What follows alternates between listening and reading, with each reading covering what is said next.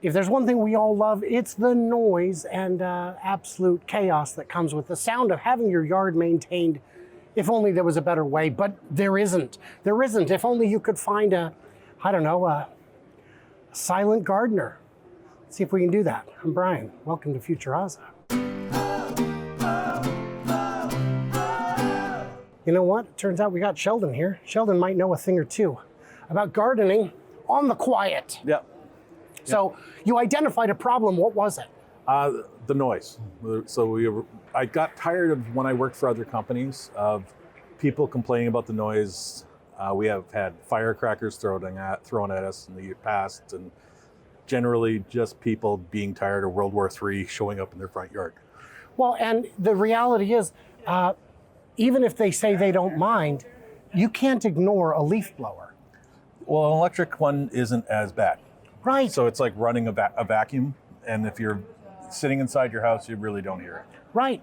And that's true of, if you haven't seen any electric yard equipment, it's electric quiet. Yeah. You will get noise from the, cutting of whatever, or the blades. The blades spinning. actually spinning. Yeah. If you had a perfectly silent electric aircraft, you would still hear the propeller. Yeah, exactly. But that is nothing compared to the roar of the noise. Yeah. So let's start all the way over here. Yeah. What on earth is this? Why, I have never seen such a thing. So our fleet that we have a fully electric fleet.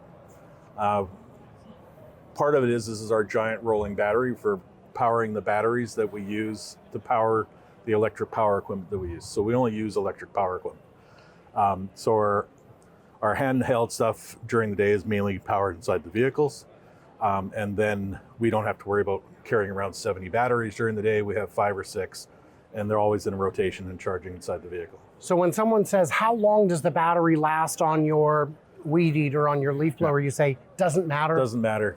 Doesn't matter, because we have to drive to the next place. Yeah, and exactly. So and even we don't even have to drive to the next place. When we're finished with the battery, we walk over to the truck, we put it inside the charger inside the truck, and it just charges while we're doing the next thing. While you're on the spin. Yeah, exactly. Fantastic. Yeah. So you've got the Lightning, you've got this. What's this? So it's still RZA 60, which means the 60 is a 60-inch deck. It has a 24 kilowatt battery.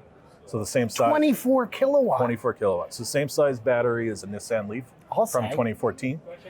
So it'll go for 7 to 8 hours on a charge. That's outrageous. So we take care of stratas, commercial properties, school boards. So we take care of one of the local school boards, sport fields, and their schools.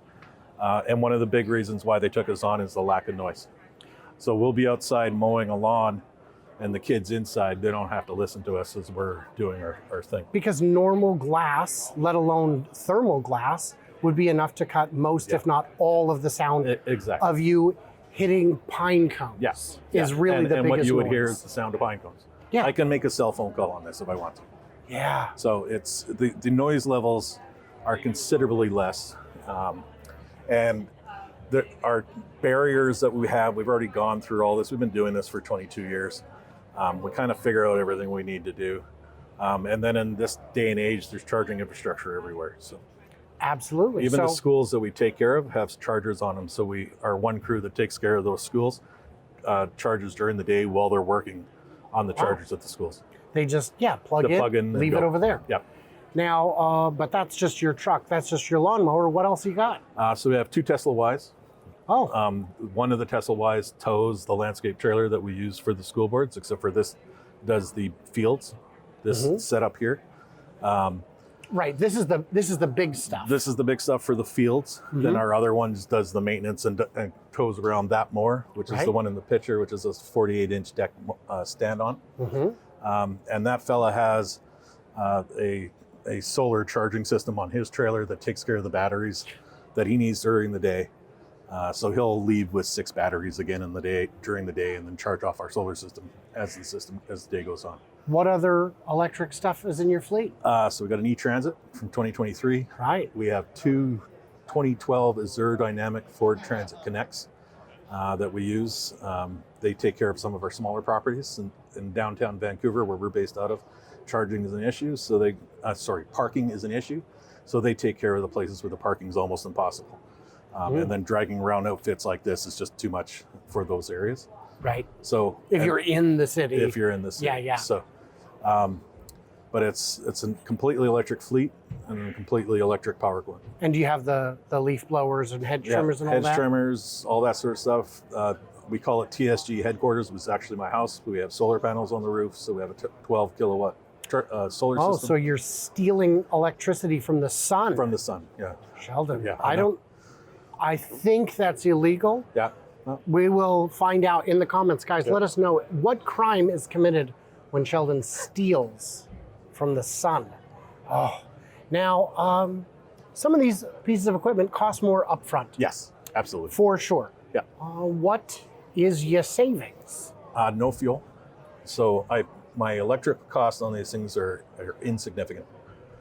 Fuel wise, I'd be looking about $200 to $300 a month to fill this if it was gas. But I don't have that cost. So right there, $200 to $300, $2,400 to $3,600 a year you're saving on this. Yeah. How old is it? This is only a year old because we got it in April. And how long is this going to last? Well, hopefully I'll be retired by then, which easily 10 years. It's got LFP batteries in it. Oh my So gosh. the batteries will outlast more itself, right? So over 10 years, this is $30,000 off. Yeah. Okay. So now, how much would you pay to fuel up your trucks? that would be $200 every week and a half. Okay, so let's say $500 a month. Yeah. So if you were to subtract $6,000 a year from your truck, and that truck is going to last you, I assume, 10 years. As long as my staff don't drive it like they stole it. Right. Even then, you can get away with, keep it within reason. Does that, for your use case, does that make your equipment over time free? It will eventually. Yeah. Yeah. Yeah. So no oil changes. Oh. The fact that I can use it as a portable battery system, the frunk on these with the security you have with having the frunk, being able to keep stuff up front, it just doesn't make sense to buy a gas vehicle for what I do. And one thing to consider is, I know there's a lot of people love to say, I can throw gas in my truck in 5 minutes. But if you're throwing gas in multiple vehicles all week, every week, and then filling up all your cans, that becomes real time. Yeah, and it's labor costs. If it's whether you're doing it or someone else is doing it, it's still a real labor. Your time has value. And if you're doing a job that you were going to pay someone else $15 to do, you're only worth $15 an hour. It's still cheaper for me to put an employee in this for 30 to 40 minutes at a Tesla charger, because now the Ford has been nice enough to be allowed to use them, than it is to fill up the truck. If you consider the fact I'm not paying for the gas, I'm just paying for their labor and the $16 to $20 worth of electricity. Yeah. And you charge back at headquarters. Headquarters was even cheaper, so it sits there overnight. I do have staff that take the other trucks home, so they will charge it at a Tesla charger or a BC Hydro charger, one of the two. But you don't pay them for that time. No, that's on their own time. If they sit at a charger, I'll pay them. Oh. But I'll sit at a charger. Yeah, but my hourly rate is still cheaper than what I'd pay for gas. That's insane. And I pay my staff fairly well, so that it's not a matter that I'm cheap. It's just it's cheaper. Now this trailer, I notice, has no motor at all. No. Amazing. Yeah, it's a perfectly quiet, non-powered trailer. Is there anything we're missing now? How does your price compare to your competitors? Are you 5 times more? No, we're a high-end grounds maintenance company because we also know what we're doing. So we're not just a bunch of guys who cut grass. So I'm a certified arborist. Emma is a certified arborist. I have staff going through the apprenticeship programs here in BC. So we know how to do the work properly. We're not just noise and smoke landscaping who shows up, makes a mess, and leaves. So if you're looking for a gardening, in the gardening world, we're a high-end gardening company because we know what we're doing. But it's not more expensive because it's electric. No, it's because of our skills. It's because of your skills. And it's not even more expensive. We have to compete against the people in our market. Yeah. Because not everybody cares about this sort of stuff. It's a big thing for me, and it's a big thing for a lot of our clients, but not everybody cares, so price is important. So we're in that range of everybody else. If you're one of those people who says, I don't care, You know, the environment, whatever, I don't care about that. Can we agree that quieter is good, quieter is better, and that saving money over time is also good? Yeah, and exactly. And often one of the compliments we get is, "Oh, we didn't even know you were here." So someone stole the top parts of my grass. yeah, pretty much. Yeah. All right. Guys, in the comments, what do you think of this amazing service that is available in Vancouver? Metro Vancouver. Metro Vancouver.